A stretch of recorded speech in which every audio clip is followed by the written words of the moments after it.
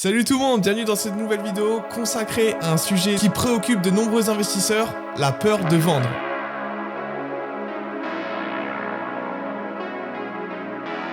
Dans cette vidéo, nous allons discuter justement de cette émotion et des différentes facettes pour la surmonter.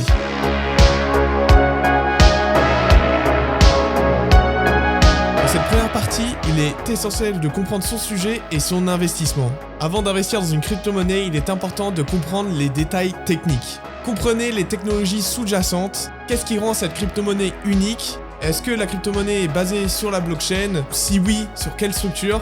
Quelles sont ces fonctionnalités qui se distinguent des autres crypto-monnaies? Plus vous en saurez sur la technologie, plus vous serez à l'aise à prendre des décisions éclairées. Ensuite, dans tout projet crypto-monnaie, il y a bien évidemment une équipe. Une crypto-monnaie, c'est pas seulement une ligne de code. Derrière chaque projet, il y a une équipe. Qui sont-ils? Est-ce qu'ils ont déjà fait des autres projets? Est-ce qu'ils ont réussi? Explorez leur profil, lisez leur interview et suivez leur contribution au projet. Une équipe solide inspire confiance. Ensuite, dans tout projet crypto-monnaie, on a vu l'équipe, mais il y a aussi la vision du projet. Je vous explique. Il faut se poser des bonnes questions. Par exemple, pourquoi ce projet existe? Pourquoi cette crypto-monnaie existe? A-t-elle un vrai intérêt dans l'écosystème crypto-monnaie ou dans le monde réel? Dans l'écosystème crypto-monnaie, on peut faire un tas de choses. Un projet crypto-monnaie peut aider à améliorer la confidentialité, la rapidité des transactions, etc., comme l'intelligence artificielle d'ailleurs qu'on a vu très récemment. Si vous croyez en sa mission, vous serez plus susceptible de la garder sur du long terme. Donc il est essentiel de comprendre sa vision court terme, moyen terme, long terme du projet pour savoir jusqu'à où vous pouvez la garder. Ensuite, on va parler des risques et des limitations.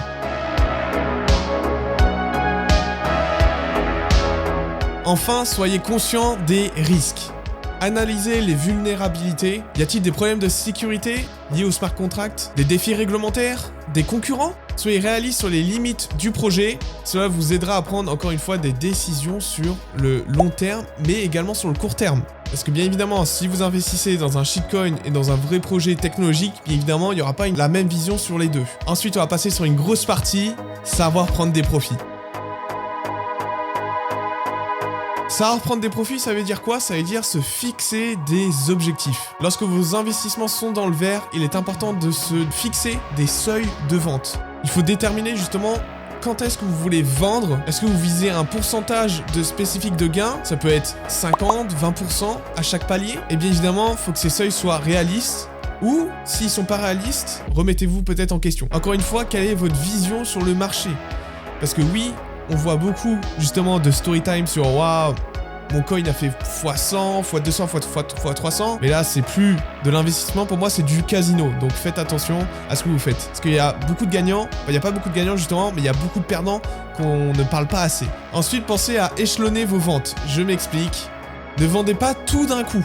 Si vous vendez tout d'un coup, vous risquez d'avoir des remords sur « Ah, j'aurais dû garder, etc. » Donc vendez justement par pourcentage, comme ça, vous n'aurez aucun regret dans le futur. Ça peut être intéressant, par exemple, de se payer pour avoir son RIO. Un RIO, c'est un retour sur investissement. Par exemple, je donne un petit exemple, vous mettez 200 € dans une crypto-monnaie, à un certain palier, vous pouvez récupérer ces 200 €, comme ça, dans tous les cas, vous n'êtes pas en perte. Ça peut être une stratégie aussi. Et comme ça, vous pouvez garder le reste pour profiter de la hausse.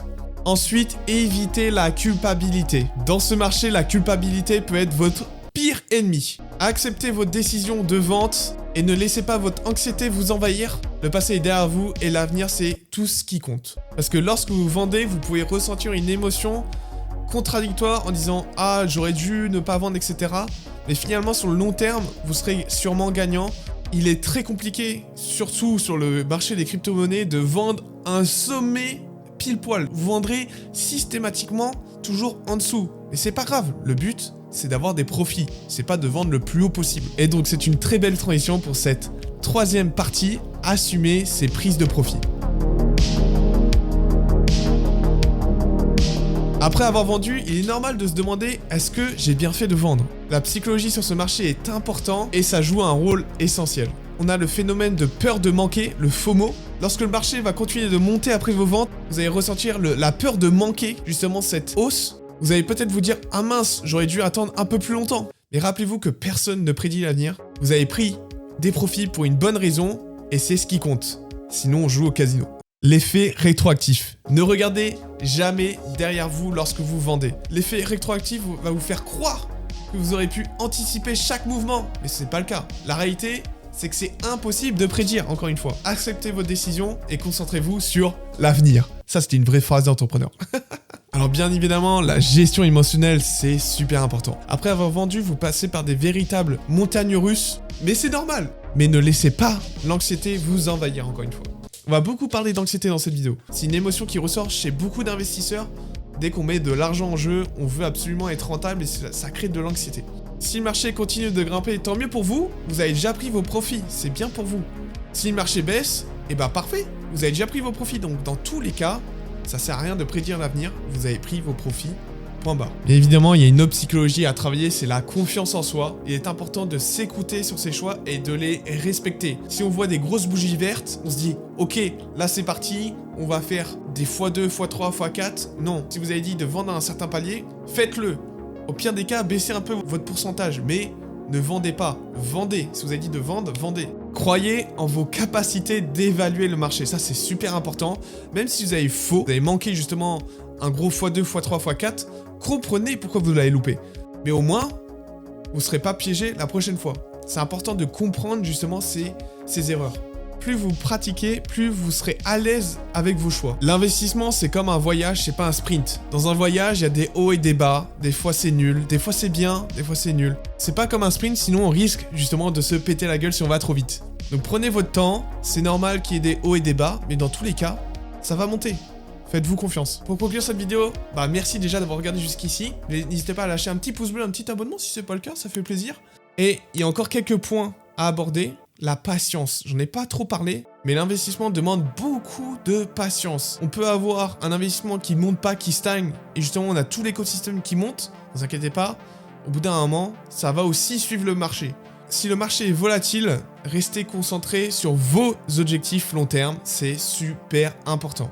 Et donc ne laissez pas la fluctuation court terme vous déstabiliser. Ne laissez pas votre FOMO vous déstabiliser, ok? Je crois en vous. Et donc l'apprentissage continue dans ce marché est super important. Quand vous loupez justement une grosse hausse, comprenez pourquoi vous l'avez loupé. À fur et à mesure du temps, vous allez réussir à timer le marché, donc à vendre à des bons endroits, à acheter à des bons endroits, etc. Là, on parle surtout de la vente, mais peut-être une autre vidéo pour l'achat justement des petites pépites. Pourquoi pas, n'hésitez pas à le dire dans les commentaires si vous voulez cette vidéo. Pour finir, la communauté, c'est super important de trouver une communauté avec qui parler, échanger, avoir des petits conseils, ça c'est super important, et aussi pour rester motivé. Et donc maintenant, la prochaine étape, déjà, c'est de s'abonner à la chaîne YouTube et lâcher le petit pouce bleu si c'est pas le cas. Et n'hésitez pas du coup à réfléchir à ce que vous allez faire à vos paliers de vente si c'est pas fait. Par exemple, vous avez une crypto-monnaie, vous savez pas où la vendre, allez regarder votre portefeuille et à mettre justement des paliers de vente, même si c'est dans longtemps. C'est pas grave, mettez-les comme ça au moment où ça touchera. Vous serez comme ça dans votre fauteuil, ah bah c'est bon, prise de profit, nickel. N'hésitez pas aussi à diversifier votre portefeuille, à acheter plusieurs crypto-monnaies par exemple, dans des écosystèmes différents, dans des narratifs différents, par exemple IA, Layer 1, Layer 2, j'en ai pas d'autres là maintenant, mais bref, il y en a vraiment énormément, n'hésitez pas à aller regarder tout ça, c'est super important, soyez curieux. N'oubliez pas, chaque décision compte, vous êtes le capitaine de votre propre navire, faites-vous un vrai avis, n'écoutez pas forcément ce que les gens disent autour de vous, c'est la meilleure décision que je peux vous dire. Et sur ce les gars, on se dit à la prochaine, c'était Marty 4K, ciao tout le monde!